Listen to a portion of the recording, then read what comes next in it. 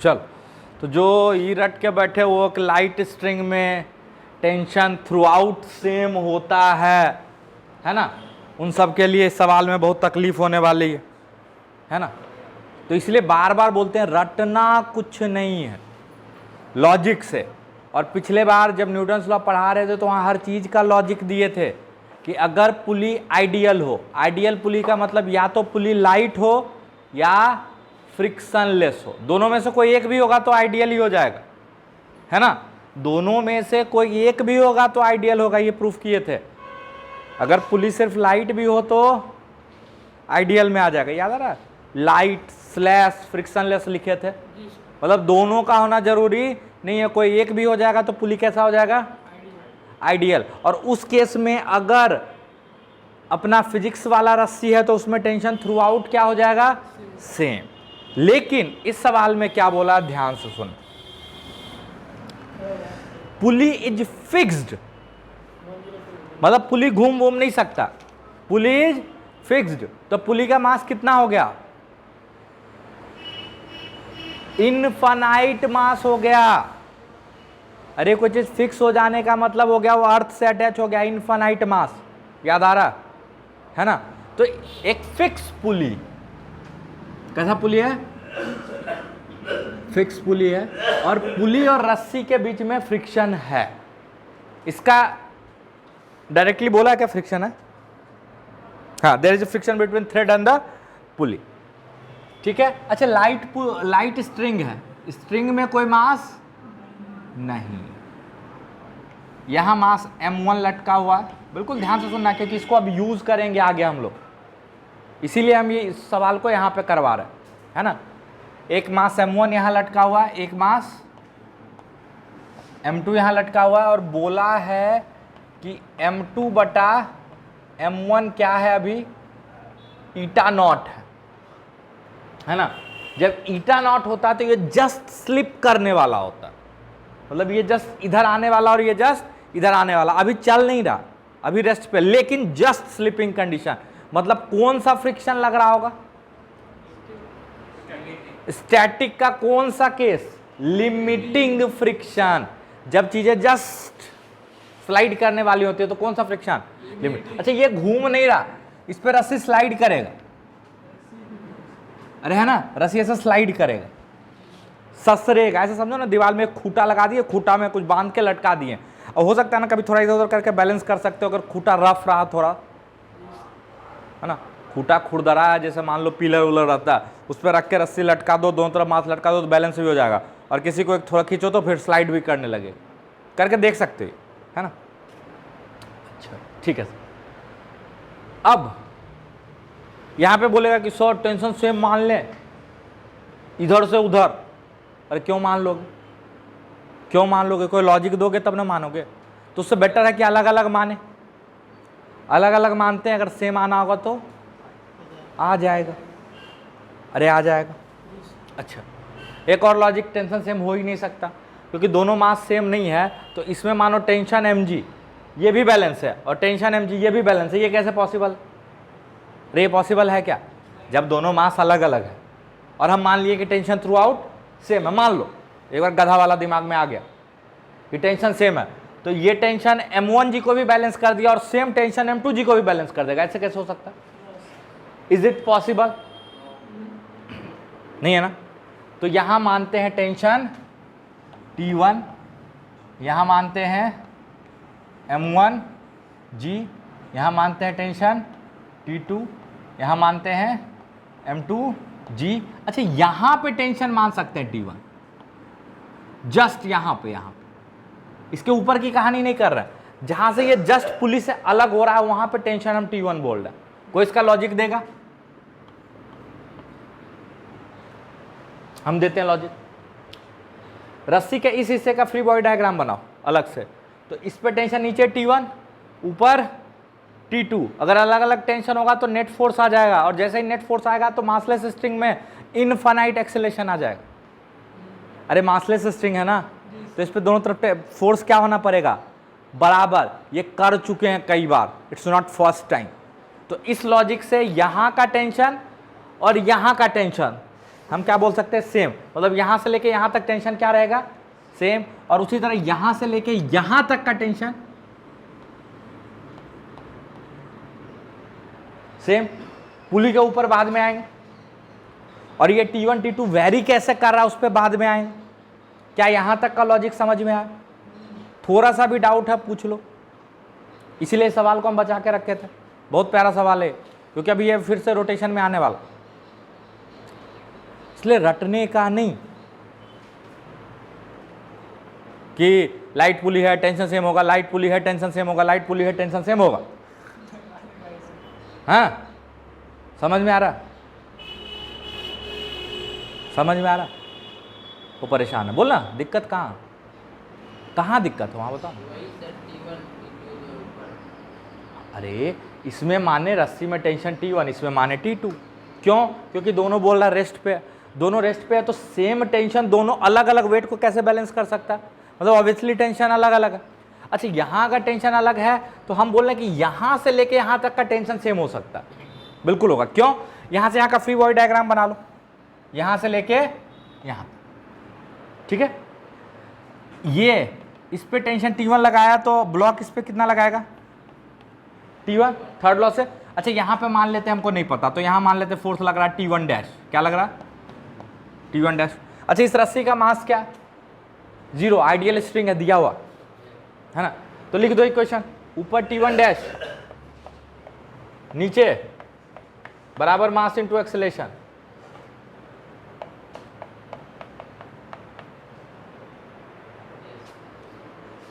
लिखवा ही लिया हमसे, ये चीज करवा चुके हैं एक बार न्यूटन लॉ। ठीक है, चल यहां और यहां का टेंशन सेम, लेकिन इसके अराउंड भी टेंशन सेम हो जाएगा ऐसा जरूरी नहीं। कोई दिक्कत? पक्का? पक्का? वो देख परेशान। अच्छा यहां पे फिर वही चीज आपका हेल्प करेगा। कौन सा? Question number 13, example number 13, circular motion. याद आ रहा है? बोले थे ना बार बार आएगा, छोटा सा एलिमेंट काटे थे रिंग का, टेंशन निकाले थे, सर्कुलर मोशन। याद आ रहा? ऐसा करते हैं, यहां से लेके यहां टेंशन वेरी कर रहा है। यहाँ T1 है, यहाँ अलग होगा, यहाँ अलग होगा, यहाँ अलग, यहाँ अलग है, और यहाँ T2 अरे कर रहा ना। तो ऐसा करते हैं, यहां से अल्फा एंगल पे जाके डी अल्फा का एलिमेंट काट लेते हैं। कितना एलिमेंट काट लेते हैं? डी अल्फा का। वही सवाल क्वेश्चन नंबर 13, इसलिए बोले थे बहुत इंपॉर्टेंट है। याद आ रहा है? क्यों होता? क्योंकि आप प्रैक्टिस करते हो। कितना सवाल किया एलिमेंट पे बताओ? हो भी नहीं करता कि क्या लॉजिक? हम जहां जहां एलिमेंट लेना सिखाए हैं सारा अप्लाई करके देखते हो, फिर भी नहीं बनता। अब देखते हो थोड़ा डर जैसा लग रहा, छोड़ देते हैं ना। अरे हम जितना मेथड से एलिमेंट लिए कम से कम सब तो लगा के एक बार देख लो, गलत होगा ना। अरे 8 मेथड से गलत तो 9वां से सही होगा। हम तो एलिमेंट लेते हैं उसी में से किसी ना किसी मेथड से लेते हैं कि अलग ले लेते हैं। देखो ना अभी फिर आएगा वही छोटा सा, यहां से अल्फा पे जाके छोटा सा एलिमेंट ले लिए, डी अल्फा ले लिए, उसको जूम कर देते हैं मस्त ऐसे। ठीक है, बहुत जूम किए हम, बहुत ही ज्यादा। कोई दिक्कत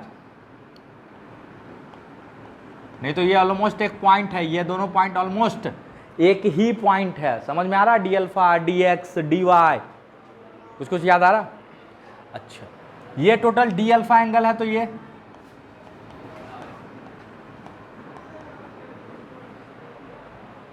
होगा। अच्छा टेंशन सेम नहीं है थ्रू आउट, तो इस हिस्से पे मान रहे बाकी का रस्सी, ये रस्सी है, ये रस्सी है। समझ में आ रहा है? ये रस्सी का वो छोटा सा टुकड़ा जो यहाँ पे है ना, यहाँ पे टेंशन बाकी का रस्सी इधर लगा रहा है इसको टी से, इधर टी से खींच रहा है और इधर वाला खींच रहा है टी प्लस डी टी से।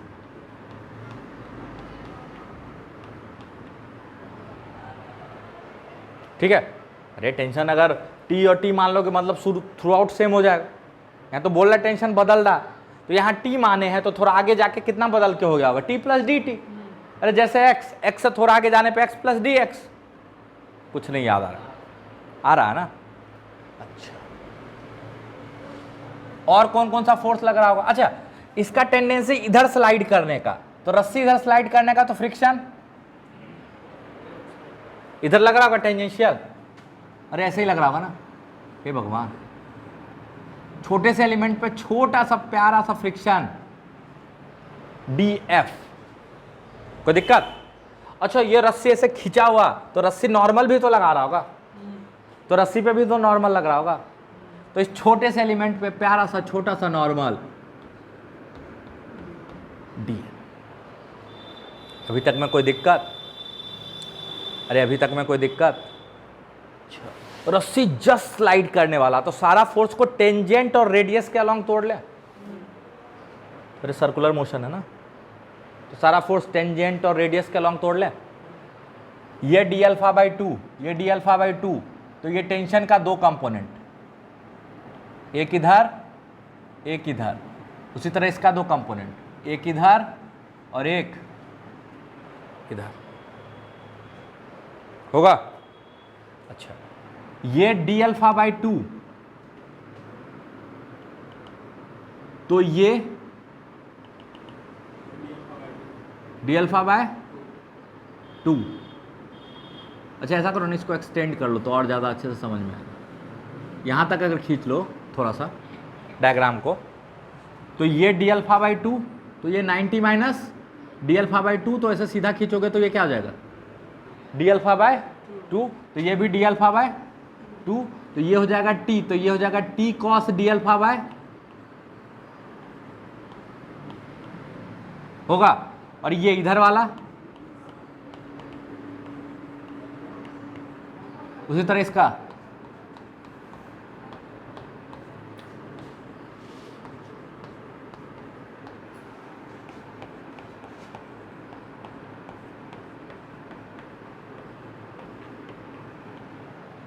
कोई दिक्कत? अरे कोई दिक्कत? फोर्स को रिजॉल्व करना नहीं आता अभी तक? चलो ये जस्ट स्लाइड करने वाला है, तो हॉरिजॉन्टल डायरेक्शन का नेट फोर्स या टेंजेंशियल डायरेक्शन का नेट फोर्स 0 और वर्टिकल डायरेक्शन का नेट फोर्स 0। अच्छा यहाँ पे ये दो पॉइंट आपको अलग अलग दिख रहा, ये तो बिल्कुल पास ही है ना, तो असल में ये सेंटर की तरफ ही आ रहा है ना, तो सेंटर की तरफ इधर कितना फोर्स है? t sine d alpha by 2 plus this, और इधर dn, क्या सब बैलेंस हो रहा होगा? अरे हो रहा होगा, तो इक्वेशन लिखो, t sine d alpha by 2 plus t plus d t sine d alpha by 2 minus dn बराबर 0। ये क्या कर दिए सर? Newton second law. अच्छा साइन d अल्फा बाई 2 को लिख सकते हैं हम d alpha by 2 for small angle sine theta is approximately equal to theta, तो इसको हम लिख सकते हैं टी डी अल्फा बाय 2। उसी तरह इसको लिखोगे टी डी अल्फा बाय 2, कोई दिक्कत? तो लिख सकते हैं ना। अच्छा इसको लिखो तो ये क्या हो जाएगा? T D alpha by 2 plus T D alpha by 2 और D T into D alpha, दो बहुत छोटा क्वांटिटी मल्टीप्लाई होकर क्या हो जाएगा? नेग्लिजिबल। इसको इससे मल्टीप्लाई करो तो टी डी अल्फा बाई 2 और D T D alpha by 2 क्या हो जाएगा? ऑलमोस्ट 0 बराबर डी एन। अच्छा T D alpha by 2 T D alpha by 2, तो 2 टी डी अल्फा बाय 2, तो क्या बचेगा? टी डी अल्फा बराबर डी एन। एक इक्वेशन, कोई दिक्कत? बहुत सारा स्टेप हम गायब करते गए बीच बीच में, तो उसके लिए आप लिख लेना, है ना? अरे इसको सॉल्व किए हैं बेसिकली, और क्या अप्रोक्सीमेशन लिए? तो sign theta is approximately theta for smaller angle, और दो बहुत छोटे क्वांटिटी को गुना करोगे dx dy तो 0 हो जाएगा लगभग। अरे हो जाएगा, हम लोग फर्स्ट ऑर्डर अप्रोक्सीमेशन में काम करते हैं, पता है ना? चल इस डायरेक्शन में फोर्स बैलेंस करें। अच्छा बहुत छोटे एंगल के लिए cos थीटा इज अप्रोक्सीमेटली 1। ये अप्रोक्सीमेशन आपको बता चुके हैं।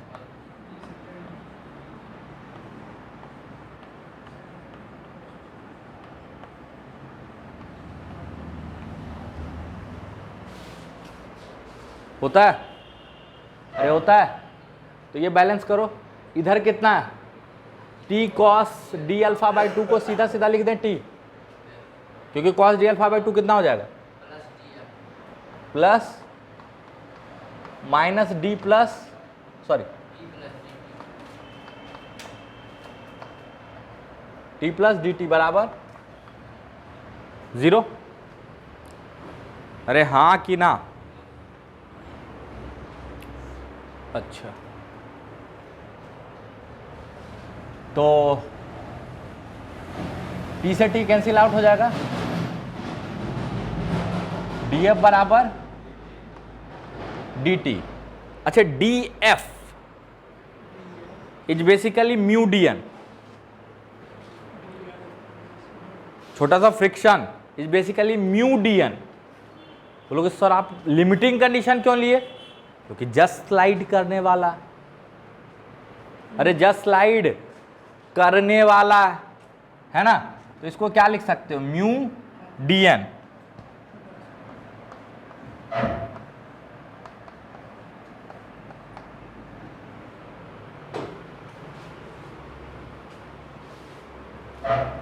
अरे हाँ कि ना? अरे हाँ कि ना? म्यू डी अल्फा बराबर डी टी बाय टी।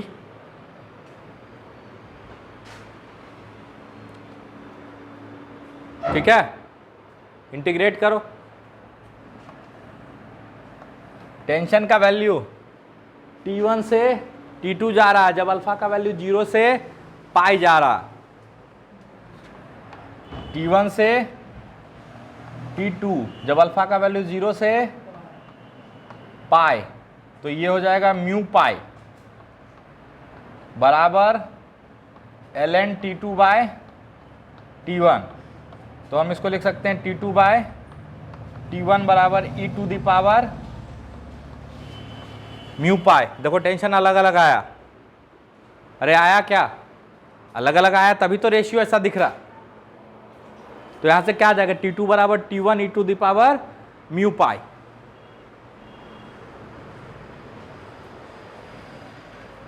बाकी इसको हम सॉल्व नहीं करें सवाल को, इसमें क्या कर सकते हो, यहां से उठा लेना, क्योंकि ये बैलेंस में है तो T1 का वैल्यू क्या रख सकते हो, M1G, और T2 का वैल्यू क्या रख सकते हो, M2G। तो वहां पुट कर दोगे, वहां पुट कर दोगे तो किसका वैल्यू आ जाएगा, म्यू का। पहले म्यू का वैल्यू पूछा ना,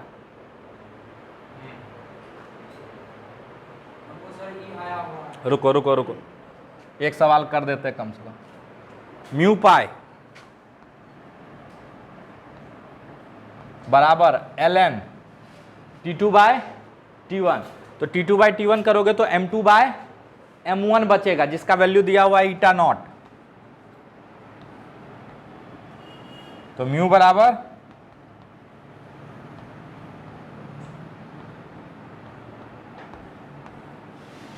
तो हमको इसमें कोई खास इंटरेस्ट था नहीं, मेरा इंटरेस्ट यहां खत्म हो गया कि टेंशन अलग अलग है। अरे है ना, पक्का पक्का, जल्दी से लिखो, एक दो होमवर्क छोटा छोटा था, जल्दी से बता दें फिर आगे चलेंगे, जल्दी से लिखो इसको, रट लो।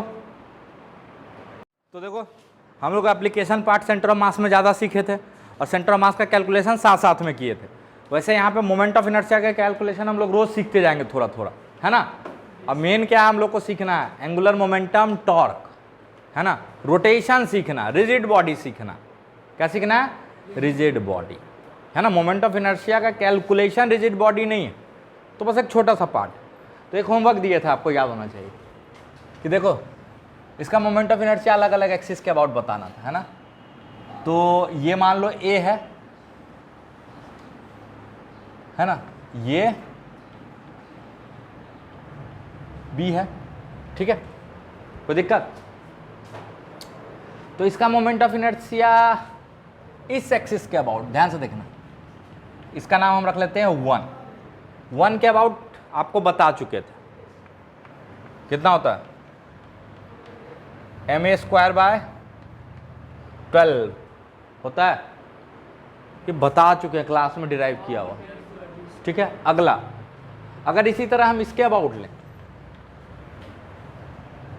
इसको बोल देते हैं 2 I2, तो I2 क्या हो जाएगा, mb²/12, अरे होगा mb²/12 किस एक्सिस के अबाउट, I2 के अबाउट। ठीक है, अगला एक्सिस हम आपको बोलते हैं, यहां से अगर हम एक एक्सिस ड्रॉ करते हैं, यहां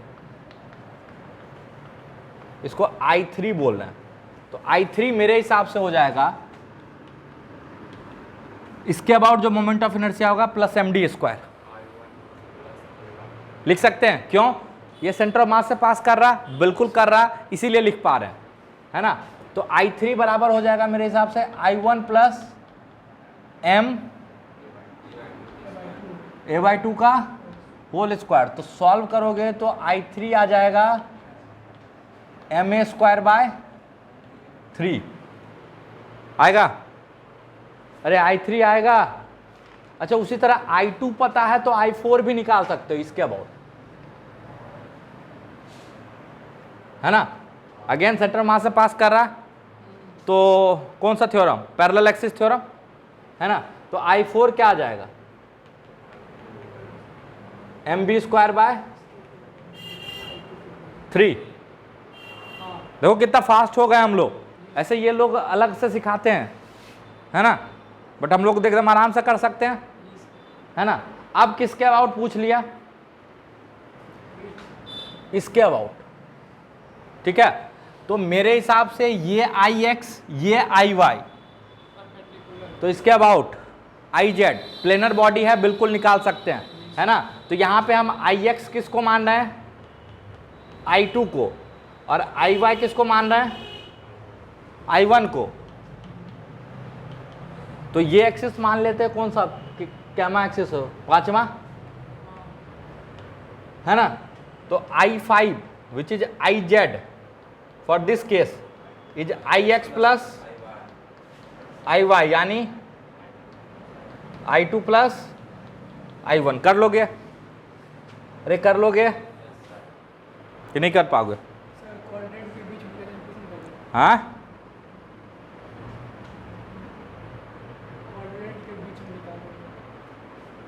अब किसके बीच से क्या मतलब है उसको, सेंटर ऑफ मास से बात खत्म। क्या अजीब अजीब सवाल, बोलो ना, हो गया, अरे पूछ लो, अरे डरा नहीं रहे। चल अगला बोले थे इस एक्सिस के अबाउट नचाना, ऐसे, इसको छठा एक्सिस बोल दें। ध्यान से देखो, तो ये बोल दो Ix, ये बोल दो Iy, अरे है ना, हे भगवान।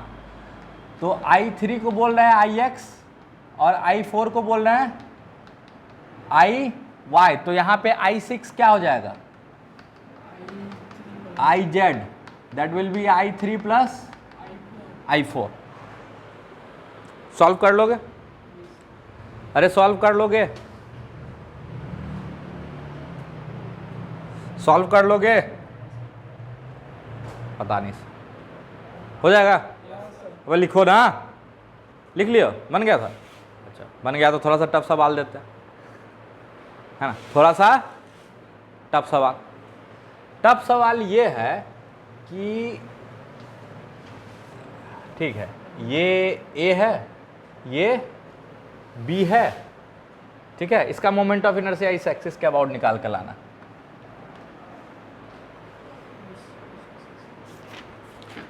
मास m है, मास पूरे प्लेट का मास m। हिंट दे दें, हिंट दे दें थोड़ा सा,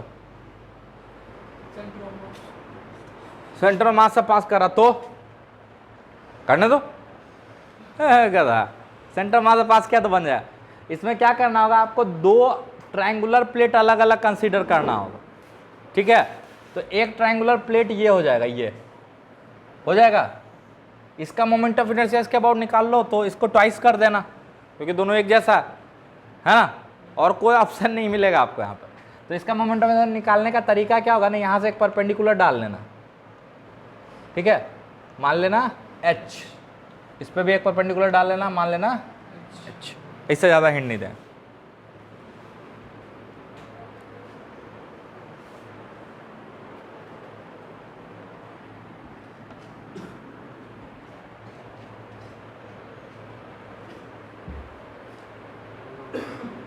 ट्राई करना, नहीं होगा तो फिर हमें, अरे नहीं होगा तो फिर हम हैं,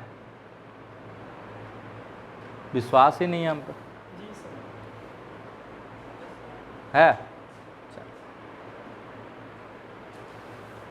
तो ये करके आइएगा, फिर आगे एक दो होमवर्क करते जाएंगे, ऐसे धीरे धीरे मोमेंट ऑफ इनर्शिया साथ में अपना चलता रहेगा कैलकुलेशन पार्ट।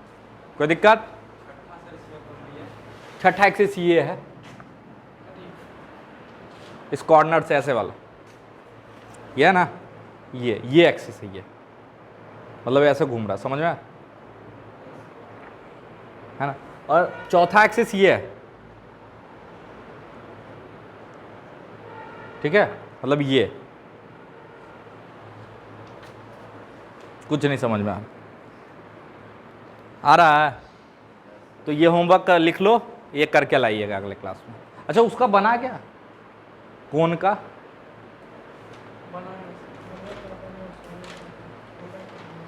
हॉलो का तो हम ही बता दें, सॉलिड का नहीं बना, सॉलिड का नहीं बना, बना ही देते हैं, बना दें, किसी से नहीं बना। ट्राई करना ना, नीचे से या ऊपर से, कहीं से तो कर लेना। ऊपर से एक साइड पे जाके dx का एलिमेंट काट लेना, dx मोटा थिकनेस का, उसका रेडियस निकाल लेना, एक सर्कल बनेगा, तो सर्कल का मोमेंट ऑफ इनर्शिया mr²/2 होता है, इंटीग्रेट कर देना, पता नहीं, लिखो लिखो यहाँ तक। एक पुली, ठीक है, पुली घूम सकता है मस्त एकदम, मतलब पुली के एक्सल पे कोई फ्रिक्शन नहीं, जहां पे पुली लगाओ ना एक्सल उसको बोलते हैं, उस पर कोई फ्रिक्शन नहीं। इस पे एक रस्सी है, रस्सी वही अपना प्यारा सा आइडियल वाला रस्सी है। कैसा रस्सी है? आइडियल रस्सी। ये मास m1, ये मास m2, पुली का रेडियस r और पुली का मास कैपिटल M, ठीक है, पुली का मास कैपिटल M। अच्छा, पुली को आप डिस्क की तरह ट्रीट कर सकते हो, किसकी तरह? डिस्क, डिस्क की चर्चा किया ना, तो पुली को you can treat as disc, कोई दिक्कत? ये मास है और बोल रहे हैं कि there is enough friction between string and pulley so that there is no slipping. एक चीज लिखा रहता है क्वेश्चन में, there is no slipping between rope and pulley, मतलब पुली पे रस्सी स्लिप नहीं कर रहा, पुली और रस्सी साथ साथ घूम रहा, समझ में? अरे जैसे कुआं से पानी निकालो तो देखते हो, ऐसे रस्सी आता है तो पुली घूमता, फिर ऐसे आता है तो पुली ऐसा घूमता, वहां पे रस्सी पुली पे ससरता नहीं है, वो पुली को घुमाता है ना। मतलब पुली और स्ट्रिंग में इतना फ्रिक्शन है, फ्रिक्शन का नॉलेज नहीं होता, बस इतना लिखा होता है कि there is enough friction for no slipping. क्या लिखा रहता है? There is enough friction for no slipping between rope and pulley, यानी रोप और पुली में कोई स्लिपिंग नहीं हो रहा। तो आपको क्या बताना पता? आपको बताना है इसका एक्सेलेरेशन, इसका एक्सेलेरेशन और पुली का angular acceleration. Find the accelerations of the blocks and angular acceleration of the pulley. Pulley घूमेगा आपकी बात? अरे अगर इसको भारी मानते हो तो वो तो कोई फर्क नहीं पड़ता ना, किसको बड़ा किसको छोटा मानते, याद आ रहा होगा न्यूटन लॉ से, है ना। तो मान लो ये नीचे आ रहा होगा तो ये ऊपर जा रहा होगा, तो पुली ऐसे घूम रहा होगा, अरे है ना। तो आपको बताना है ये कितने से नीचे जा रहा होगा, ये कितने से ऊपर जा रहा होगा, और पुली कितने अल्फा से घूम रहा होगा। कोई दिक्कत? ट्राई करो फिर हम बताएंगे, ट्राई करो। 3 से 4 मिनट का टाइम है, अच्छा 5 मिनट, है ना। इसको बोलते हैं नो स्लिपिंग, यहां पे कोई स्लिपिंग नहीं हो रही है ना, no slipping between rope and pulley, ठीक है। और कैसा स्ट्रिंग है आपका, मासलेस स्ट्रिंग है। कैसा स्ट्रिंग है, मासलेस इनएक्सटेंसिबल स्ट्रिंग, है ना, मतलब फिजिक्स वाली रस्सी है, कोई दिक्कत, मासलेस इनएक्सटेंसिबल स्ट्रिंग। शुरू हो जाओ।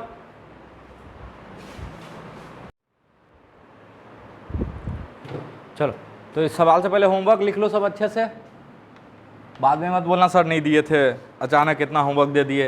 यूरोडोप का 2 क्वेश्चन कर लेना, 1.189 1.193। यूरोडोप ऐसे ही छोटा छोटा क्वेश्चन दे देते, करवा देंगे हम सब, ठीक है। और फिर HC वर्मा का चैप्टर 10 का वर्कड आउट एग्जाम्पल WAE, ठीक है, 1 to 9। एक्सरसाइज का 1 to 20, 22 to 36 और 38 to 41। डायरी लाना छोड़ दिए, लिख लिए, कॉपी में तो लिख लिए, फिर भूल जाओगे, बोले कॉपी नहीं खोले सर, है ना। और डायरी क्या मतलब, खरीदवाए थे ऐसे के लिए, एक दिन लेके आना, दिखा देना सर हम खरीद लिए, कोई दिक्कत। होमवर्क लिख लिए सब, आगे चले, ध्यान से देखो। मान लिए कि ये अल्फा से घूमा, कितने से, अल्फा से, ठीक है, अच्छी बात। ये ए से नीचे आ रहा है तो ये ए से ऊपर जाएगा। सर आप दोनों को ए क्यों मान लिए, आइडियल स्ट्रिंग है, इनएक्सटेंसिबल बोलना ज़्यादा बेटर है। इनएक्सटेंसिबल है तो रस्सी की लंबाई बढ़ेगी नहीं, तो कंस्ट्रेंट से दोनों का एक्सेलेरेशन सेम होना पड़ेगा। अच्छा, पुली में फ्रिक्शन है, पुली में मास है, तो टेंशन दोनों तरफ सेम लेना उचित नहीं है। अब समझ में आया, तो इधर मान लो टेंशन T1, तो इसमें T1, क्योंकि यहां तक तो सेम मान सकते हैं ना, और नीचे, अच्छा इसके पीछे का लॉजिक अभी तुरंत 1.93, अरे 1.93, इसीलिए क्या बोले थे होमवर्क करके आना। इसमें टेंशन T2, इसमें टेंशन M2, कोई दिक्कत, अरे कोई दिक्कत। इक्वेशन लिखना स्टार्ट करें। अच्छा, अननोन क्या क्या, ध्यान से देखो, अननोन है T1, T2, A, alpha, 4 unknown है, 4 अननोन है, 4 इक्वेशन चाहिए होगा, ठीक है। स्टार्ट करें। अच्छा, पहले ये नीचे आ रहा है तो पहला equation M1G minus T1, M1G minus T1 equal to M1A। दूसरा इक्वेशन इसके लिए T2 माइनस M2G M2A। अच्छा, ये पुली इस एक्सिस के अबाउट घूम रहा, तो यहां पे ये क्वेश्चन लगा सकते हैं, टॉर्क अबाउट एक्सिस,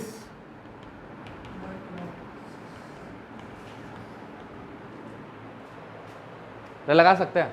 अच्छा सर, एक्सिस के अबाउट टॉर्क निकालना नहीं आता, बहुत अच्छा, तो ठीक है, पॉइंट के अबाउट निकालना आता है, पॉइंट के अबाउट टॉर्क निकालो और उसका वो कंपोनेंट ले लो जो एक्सिस के अलॉन्ग है, याद आ रहा। अच्छा, इस पुली पे ध्यान से देखो, तो ये टेंशन T1 किधर घुमाना चाह रहा, एंटी क्लॉक, और टेंशन T2 क्लॉकवाइज। अरे हाँ ना बोलते जाना, ठीक है। अच्छा, T1 का टॉर्क कैसे निकालोगे, तो ये देखो R T1, अरे ये रेडियस है ना, R T1 किधर है, बाहर की तरफ, एक्सिस के अलॉन्ग ही है, तो मतलब कंपोनेंट लेने का झंझट भी नहीं है।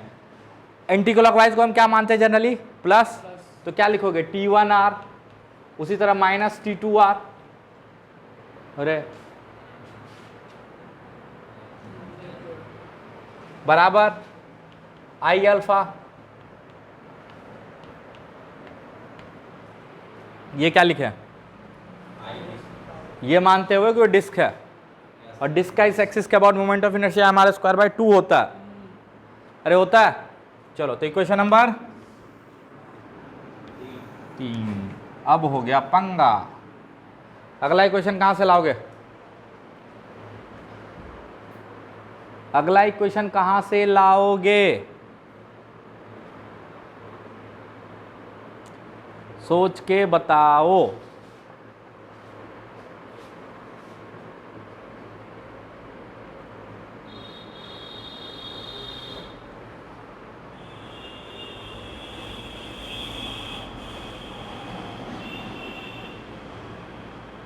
अरे अगला इक्वेशन कहाँ से लाओगे? देखो अगला इक्वेशन कहाँ से आएगा? अगला इक्वेशन आएगा नो स्लीपिंग कंडीशन से। कहाँ से आएगा? नो स्लीपिंग कंडीशन से। ध्यान से देखो कैसे इसको लगाते हैं। डायग्राम को थोड़ा अच्छे से बनाना।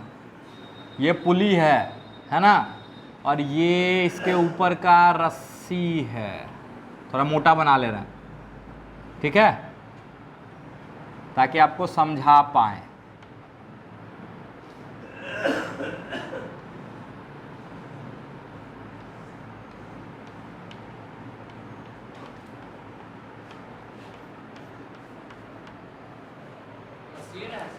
हाँ पुली है, रस्सी है। रस्सी को जूम कर दिए थोड़ा सा, है ना, ताकि आपको समझा पाए। अभी तुरंत तो बोले रस्सी को थोड़ा मोटा बना रहा है ना। बोला नो स्लिपिंग हो रहा, मतलब हर पॉइंट का रिलेटिव वेलोसिटी क्या होगा? 0। रिलेटिव एक्सेलरेशन क्या होगा? 0। याद आ रहा है? अरे इस ब्लॉक के ऊपर ये ब्लॉक स्लिप नहीं कर रहा, तो जितना इसका वेलोसिटी उतना इसका वेलोसिटी। तो उस हिसाब से अगर सोचो तो जितना इस पॉइंट का एक्सेलरेशन उतना ही इस पॉइंट का एक्सेलरेशन। अच्छा ये पॉइंट जस्ट पेरीफेरी पे है, पुली के बिल्कुल पेरीफेरी पे है, वो तो हम समझाने के लिए थोड़ा दूर बना है। और वो दूसरा पॉइंट जस्ट रस्सी का वो पॉइंट है जो पुली को टच कर रहा है। अरे है ना, इनके बीच में कोई दूरी नहीं है। मतलब ये पॉइंट जिस एक्सेलरेशन से मूव कर रहा होगा, ये पॉइंट भी उसी एक्सेलरेशन से मूव कर रहा होगा और वही वेलोसिटी से मूव कर रहा होगा। कुछ नहीं समझ में आता। अच्छा अगर अगर अगर अगर अगर ये पुली ओमेगा से घूम रहा मान लो, और अल्फा इसका एंगुलर एक्सेलरेशन है, तो इस पॉइंट का वेलोसिटी क्या होगा? Omega r. अच्छा इस पॉइंट के एक्सेलरेशन का टेंजेंशियल कंपोनेंट क्या होगा? अल्फा। अरे होगा, अरे होगा। अच्छा रस्सी अगर मान लो v से जा रहा है नीचे, तो मेरे हिसाब से रस्सी का हर पॉइंट v से जा रहा होगा नीचे, और रस्सी का एक्सेलरेशन ये है, तो रस्सी के हर पॉइंट का एक्सेलरेशन ये होगा। तो मान लो रस्सी के इस पॉइंट का वेलोसिटी v है और एक्सेलरेशन a है, तो हम यहां से क्या लिख सकते हैं? v बराबर ओमेगा आर और a बराबर, this is no slipping condition. अरे हाँ ना बोल। तो यही चीज यहां पे यूज करो। अगर ये अल्फा से घूम रहा है तो ये पॉइंट अल्फा आर से नीचे जा रहा होगा, और रस्सी का ये पॉइंट कितने से नीचे जा रहा है? ए से। तो अगला इक्वेशन ए बराबर अल्फा आर, तो अल्फा बराबर ए बाय आर, अल्फा बराबर ए बाय आर। पुट करो, एक्सेलरेशन के लिए सॉल्व करो। कैसे सॉल्व होगा पता है? इसको इसको जोड़ दो,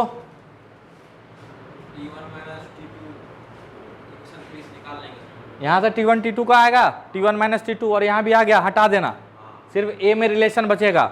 ए निकाल के बताओ जल्दी से, जल्दी से ए सॉल्व करो ए के लिए। और एक इक्वेशन ये है चौथा,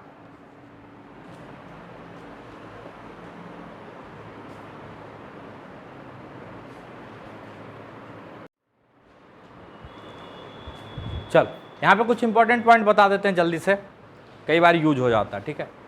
अच्छा ये जब बॉडी याद करो ये घूम रहा था, तो इसके एंगुलर मोमेंटम का पैरेलल कंपोनेंट आया था आई एक्सिस ओमेगा, याद आ रहा है? एंगुलर मोमेंटम का परपेंडिकुलर कंपोनेंट पे हम बात ही नहीं किए, तो छोड़ दिए थे, है ना। एंगुलर मोमेंटम का वो कंपोनेंट जो एक्सिस के अलोंग हो, वो कितना आया था, आई ओमेगा, याद आ रहा है। और this was not angular momentum, अगर कोई ऐसे लिख देता है कि ये आई ओमेगा है तो वो गलत लिख रहा है, याद आ रहा है, बताए थे। क्यों? क्योंकि ध्यान से देखो तो इस पार्टिकल का वेलोसिटी किधर है, अंदर, तो आर क्रॉस भी यानी कुछ ऐसे जाएगा एंगुलर मोमेंटम,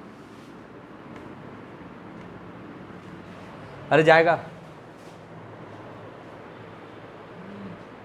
इसका दो कंपोनेंट, बिल्कुल ध्यान से सुनना, एक ये एल आई परपेंडिकुलर और एक ये एल आई पैरेलल, है ना। तो ये बेसिकली एल आई पैरेलल का समेशन था, याद करो। परपेंडिकुलर को हम कुछ नहीं किए थे, याद आ रहा, अरे याद आ रहा। लेकिन एक स्पेशल केस हो सकता है, स्पेशल केस क्या हो सकता है कि बॉडी सिमेट्रिक हो, ध्यान से सुनना। स्पेशल केस ये हो सकता है कि बॉडी कैसा हो,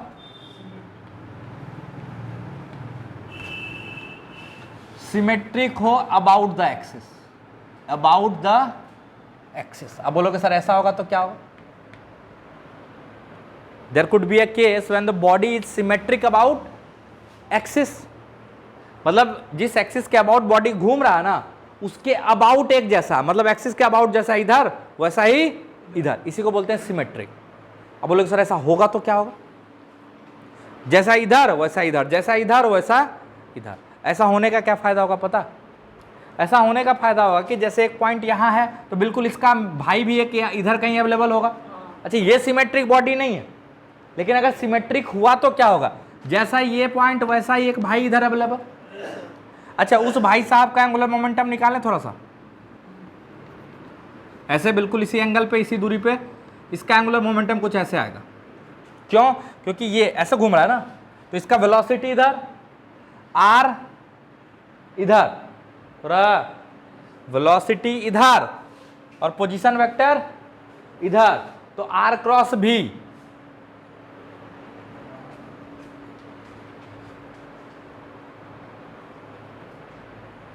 होगा, होगा ना। ये ith पार्टिकल, ये मान लो ith डैश है, mi डैश मतलब इसका भाई है, ठीक है। तो इसका एंगुलर मोमेंटम li डैश, अरे होगा। इसी तरह हर किसी का भाई अवेलेबल है ना, तो एक का एंगुलर मोमेंटम ऐसे तो दूसरे का ऐसे, तीसरे का ऐसे तो चौथे का ऐसे। इससे क्या होगा पता है, सबके एंगुलर मोमेंटम का वो कंपोनेंट जो एक्सिस के परपेंडिकुलर है वो कैंसिल होता चला जाएगा। इसका इधर जो कंपोनेंट होगा उतना ही कंपोनेंट इसका इधर होगा, तो एक वेक्टर इधर एक वेक्टर इधर, खत्म। उसी तरह एक इसका जितना होगा इसका इतना होगा, इसका जितना होगा इसका उतना होगा, अरे है ना। मतलब ये वाला हिस्सा हो जाएगा खत्म। मतलब जो एंगुलर मोमेंटम का पैरेलल कंपोनेंट है वही टोटल एंगुलर मोमेंटम हो जाएगा, और क्योंकि परपेंडिकुलर तो जीरो हो गया, क्योंकि परपेंडिकुलर कंपोनेंट तो क्या हो गया, जीरो। तो उस केस में एंगुलर मोमेंटम का परपेंडिकुलर कंपोनेंट क्या हो जाएगा, जीरो। और उस केस में एंगुलर मोमेंटम जो टोटल हो जाएगा वो किसके बराबर हो जाएगा, एक्सिस वाले के अलोंग बराबर हो जाएगा, अरे है ना। उस स्पेशल केस में हम टोटल एंगुलर मोमेंटम को आई एक्सिस ओमेगा लिख सकते हैं,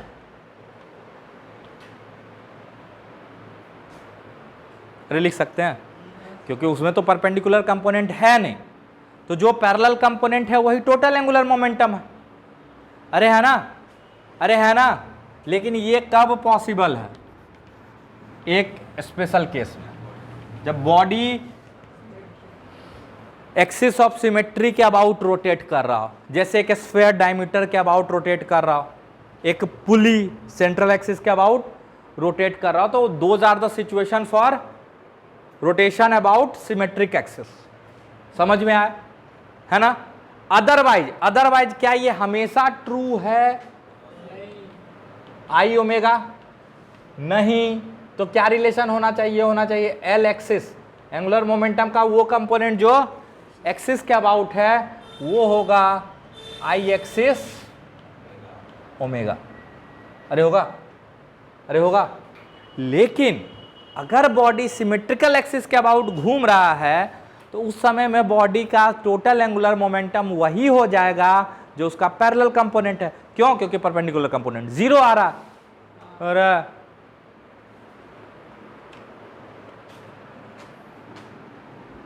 ठीक है, तो उस स्पेशल केस में ऐसा हो जाएगा। कोई दिक्कत? अरे होगा, अरे होगा पक्का। तो इसको एक बार नोट कर लिया जाए। अच्छा, ये एंगुलर मोमेंटम इस पॉइंट के अबाउट निकाले थे, है ना। एक्सिस पे किसी भी पॉइंट के अबाउट लिख सकते हैं, है ना। एक्सिस पे किसी भी पॉइंट के अबाउट इसका एंगुलर मोमेंटम क्या आएगा? I omega. कब कब कब? जब बॉडी सिमेट्रिक। और अदरवाइज आई ओमेगा क्या है? It is just the component of angular momentum parallel to the axis. समझ में आ रहा? अरे समझ में आ रहा? पक्का? बहुत इंपॉर्टेंट पॉइंट था, नोट कर लिए? अरे नोट कर लिए? अगला इंपॉर्टेंट पॉइंट। अच्छा, पिछले सवाल में हम ये इक्वेशन जो था, ध्यान से सुनना,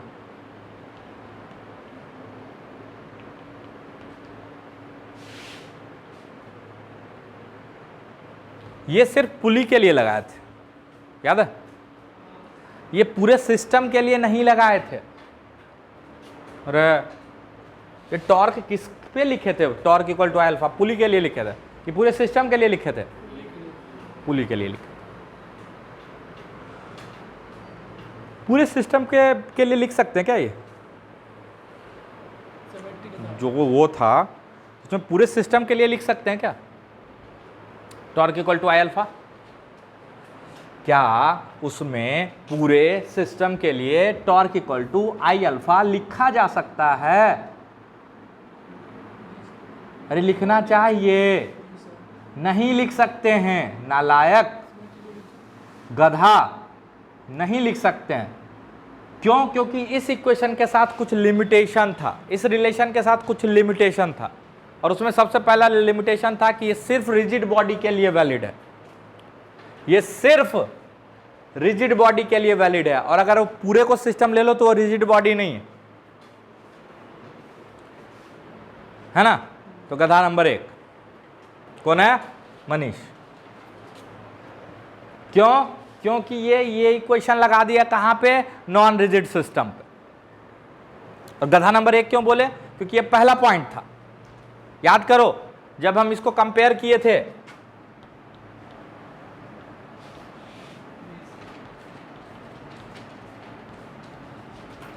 याद आ रहा है? Net external torque equal to rate of change of angular momentum is always valid. ठीक है, आप लगा नहीं पाओ अलग बात है, आपको लगाना नहीं आता अलग बात है, लेकिन this is always valid. This is one of the most fundamental laws of nature. But ये only valid for rigid body, सबसे पहला कंडीशन था। याद आ रहा? याद आ रहा? दूसरा पॉइंट में क्या था पंगा? दूसरा पॉइंट में पंगा था कि ये टॉर्क का टोटल टॉर्क नहीं था, ये टॉर्क का सिर्फ वो कंपोनेंट था जो एक्सिस के अलॉन्ग हो। अरे है ना, लेकिन ये टोटल टॉर्क, ये टोटल टॉर्क है। तीसरा, ये हम किसी भी इनर्शियल पॉइंट से लगा सकते हैं, किसी भी इनर्शियल पॉइंट से लगा सकते हैं। इनर्शियल क्यों बोलेंगे? अगर नॉन इनर्शियल पॉइंट से लगाएंगे तो यहां एक्सटर्नल टॉर्क के साथ साथ सूडो का टॉर्क लिखना पड़ेगा। याद आ रहा है? सब चर्चा किए है ना, सब चर्चा किए हैं। दैट मीन्स ये हम किसी भी पॉइंट से लगा सकते थे, बट ये सिर्फ एक ऐसे पॉइंट से वैलिड है जो एक्सिस पे हो या बॉडी पे हो, रिजिड बॉडी पे हो। याद आ रहा है? क्योंकि तभी अल्फा का मीनिंग है, ओमेगा का मीनिंग है। कुछ नहीं याद आ रहा है? अरे कुछ नहीं याद आ रहा है? तो पिछले क्वेश्चन में, लास्ट क्वेश्चन में ये क्यों नहीं लगा पाए? पूरे बॉडी पे रिजिड नहीं था भाई, एक का वेलोसिटी अलग था, दूसरे का अलग है। रिजिड बॉडी का डेफिनेशन ही क्या था? बट दो पॉइंट के बीच का सेपरेशन चेंज नहीं हो रहा होगा था। उसमें दो पार्टिकल देखो, अगर दोनों ब्लॉक को ट्रीट कर रहे हो तो ऊपर नीचे हो रहा ना, सेपरेशन चेंज हो रहा ना। वो रिजिड बॉडी का डेफिनेशन नहीं था। आप जो बोल रहे डेफिनेशन वो है रिजिड बॉडी जब ट्रांसलेशन में है ना।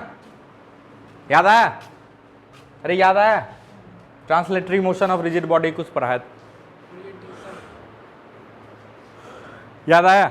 अच्छा, हम आपको बार बार बोलते हैं कि मेरा फेवरेट इक्वेशन ये है, बड़ा पावरफुल है ना? इसमें कितना इक्वेशन लिखना पड़ा? 4 इक्वेशन लिखे थे ना, तब सॉल्व किए थे, आंसर आया। एक इक्वेशन में सॉल्व करके दिखाएं, इससे एक इक्वेशन एक लाइन में लिखेंगे, आंसर आएगा। सेम सवाल, पिछला सवाल, एक बार आप खुद से ट्राई करो, फिर हम बताते। देखो, पहले तो एक चीज बता कि मान लो एक बॉडी है ना, ये डिस्क है। क्या है ये? डिस्क। इसको ऐसे देखोगे, ऐसे तो ऐसे, ठीक है? मान लो ये एक्सिस है, ये, ठीक है? तो इस पे कोई सा भी पॉइंट ले लो, ओ, डिस्क का मोमेंट ऑफ इनर्शिया क्या होता है? मान लो ये ऐसे ओमेगा से घूम रहा है, ओमेगा से, है ना? तो इसका एंगुलर मोमेंटम ओ के अबाउट क्या होगा?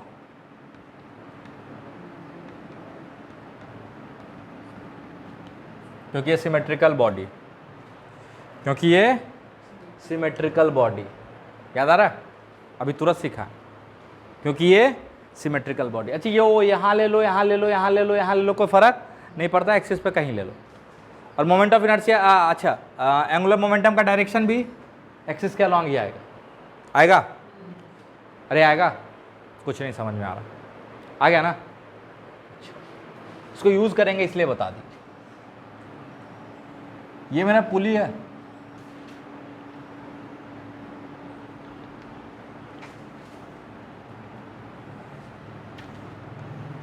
ये M1, ये M2, ये कितने से घूम रहा था? अल्फा। मान लो इसका एंगुलर वेलोसिटी क्या था? ओमेगा। ये मान लो V से नीचे आ रहा, ये V से ऊपर जाएगा, इसका एक्सेलेरेशन A, इसका एक्सेलेरेशन A। कोई दिक्कत? हाँ ना बोलते जाना जल्दी जल्दी। अच्छा,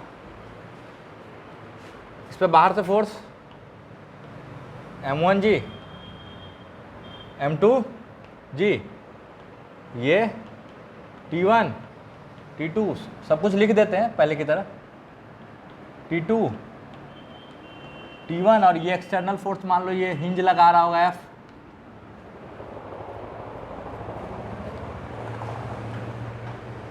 यहां तक में कोई दिक्कत? अरे यहां तक में कोई दिक्कत? इस पॉइंट को हम बोल देते हैं ओ, जहां पर पुली है, जहां पुली पे का एक्सल है ना, उसको क्या बोल देते हैं? ओ।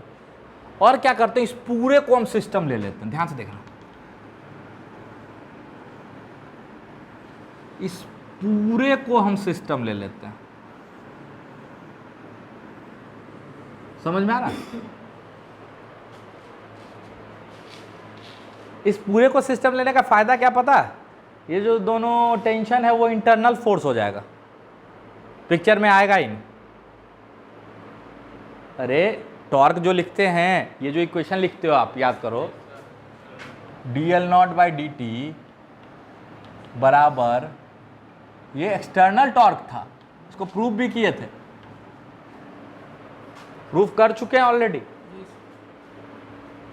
तो ये तो इंटरनल फोर्स है सिस्टम का, तो उसका टॉर्क आएगा भी तो वो मेरे काम का नहीं होगा, वो कैंसिल आउट होगा। अरे है ना?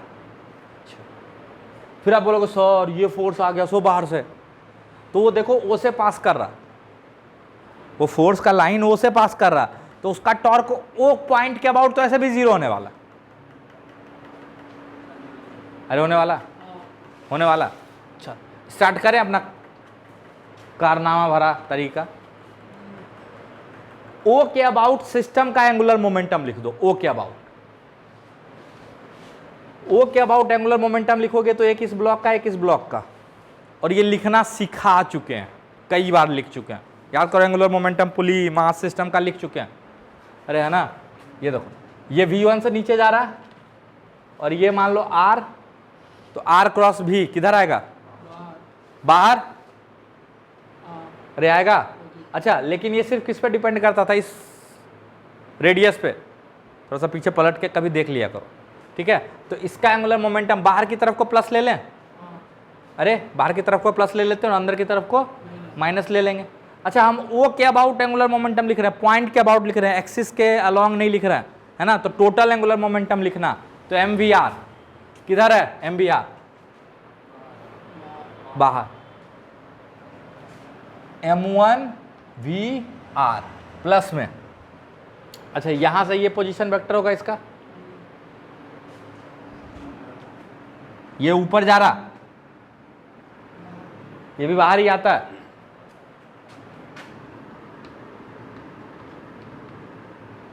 m2 वी आर, अरे होगा, हे भगवान, कॉपी पलट के देखना, मिल जाएगा पीछे। ये घूम रहा है आई ओमेगा,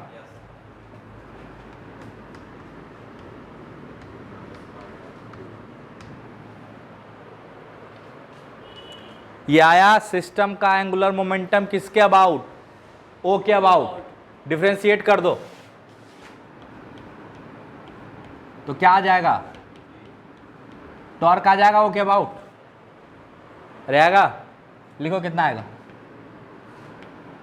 v का differentiation a m1 r plus m2 r into a plus mr square by 2 alpha, अरे है ना, कोई दिक्कत, अरे कोई दिक्कत, तो हाँ ना बोलते जा मेरे भाई। अच्छा ध्यान से देखो, नो स्लिपिंग कंडीशन से हम लिख सकते हैं अल्फा बराबर, ये बाया, ये तो नो स्लिपिंग कंडीशन, तो वहां भी लगा यहां भी लगेगा, तो यहां पे अल्फा को क्या लिख सकते हो, ए बाय आर। तो नेट एक्सटर्नल टॉर्क क्या आ गया आपका सिस्टम पे, ये आर से आर कैंसिल आउट हो जाएगा, अरे होगा, एक आर कॉमन बचेगा, m1 plus m2 plus m/2 A R बचेगा। ये क्या गया, net external torque on the system, कैसे निकाले हैं, dl नॉट बाय dt से, कोई दिक्कत।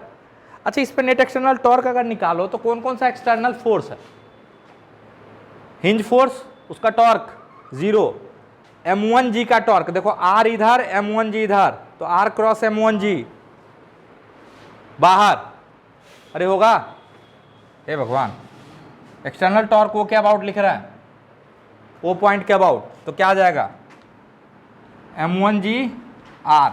अच्छा, यहां m2g नीचे और r इधर अंदर,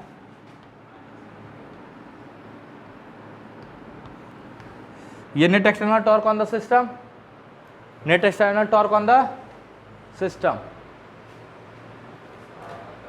तो आर आर तो कैंसिल आउट हो ही जा रहा है और ये नीचे चला जाएगा, तो हम डायरेक्ट आंसर लिखें, m1 minus m2g divided by, ये नीचे आ जाएगा, m1 plus m2 plus m/2, यही आया था क्या, उसमें ऊपर में 2 था, तो ये असल में गुना कर दो तो 2 पर चला जाएगा। अरे समझ में आया, फास्ट है उससे, और उतना मेहनत भी करना नहीं पड़ा 4 इक्वेशन को सॉल्व करने का, अरे करना पड़ा क्या, दोनों तरफ से टॉर्क निकाले, इक्वेट कर दिए।